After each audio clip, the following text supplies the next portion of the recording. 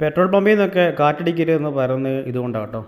നമ്മളൊരു വഴിക്ക് പോകാൻ വേണ്ടി നോക്കിയപ്പോൾ ഉണ്ട് വണ്ടിയുടെ ഫ്രണ്ട് ടയർ പഞ്ചർ.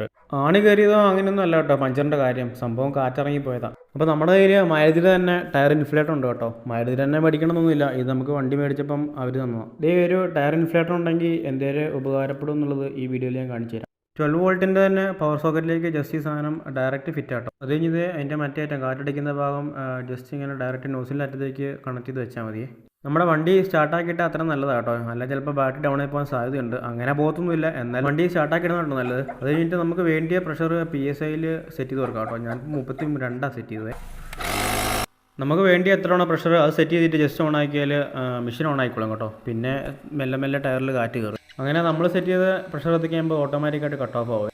MIയുടെ ഒക്കെ ഇൻഫ്ലേറ്റർ ഓൺലൈനിൽ മേടിക്കാൻ കിട്ടും കേട്ടോ. ഇനി അതൊന്നും ഇല്ലെങ്കിലും നമ്മുടെ സൈക്കിൾ പമ്പ് ഉണ്ടെങ്കിലും നമുക്ക് തൽക്കാലത്തേക്ക് രക്ഷപ്പെടാൻ കേട്ടോ. പക്ഷേ അതാകുമ്പോൾ നമ്മൾ തന്നെ കാറ്റടിക്കണ്ടേ, ഇതാകുമ്പോൾ ജസ്റ്റ് ഓൺ ആക്കി കൊടുത്താൽ മതി, മെഷീൻ തന്നെ കാറ്റടിച്ചോളും.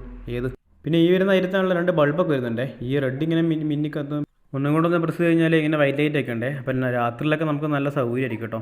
കാറ്റടിച്ച് കഴിഞ്ഞിട്ട് നമ്മൾ വിട്ടുപോകുന്ന കാര്യമാണിത്. ഈ ലീക്ക് ഉണ്ടോ എന്ന് എന്തായാലും ടെസ്റ്റ് ചെയ്യണം. കാരണം ഈ നോസിൻ്റെ ഇടയിൽ കൂടെ ചെറുതായിട്ട് കാറ്റിങ്ങനെ പോയിക്കൊണ്ടിരിക്കും, നമ്മളത് ശ്രദ്ധിക്കില്ല. നമ്മൾ ആ ടയർ ഷോപ്പിൽ നിന്നൊക്കെയാണ് അവർ കറക്റ്റ് ചെക്ക് ചെയ്യും, പക്ഷേ പമ്പിൽ നിന്നൊക്കെ അടിക്കുമ്പോൾ അവർ ചെക്ക് ചെയ്യില്ല. അതുകൊണ്ടാട്ടോ നമ്മൾ ഈ ചെറുതായിട്ട് കാറ്റിങ്ങനെ ലീക്കായിട്ട് ഈ നോസിൻ്റെ ഇടയിൽ കൂടെ പോയിക്കൊണ്ടിരിക്കും.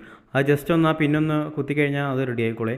അല്ലാണ്ട് വേറെ പമ്പിൽ നിന്ന് അടിക്കുന്നതുകൊണ്ട് കുഴപ്പമൊന്നുമില്ല കേട്ടോ. വണ്ടി ഇതുപോലെ പമ്പിൽ നിന്ന് കാറ്റടിച്ചിട്ട് നോസിൻ്റെ ഇടയിൽ കൂടെ കാറ്റ് പോയിട്ട് ഞാനൊരു ദിവസം വഴി കിടന്ന കേട്ടോ. അപ്പോൾ ശരി, അടുത്ത വീഡിയോ ആയിട്ട് കാണുന്നവരെ ബൈ.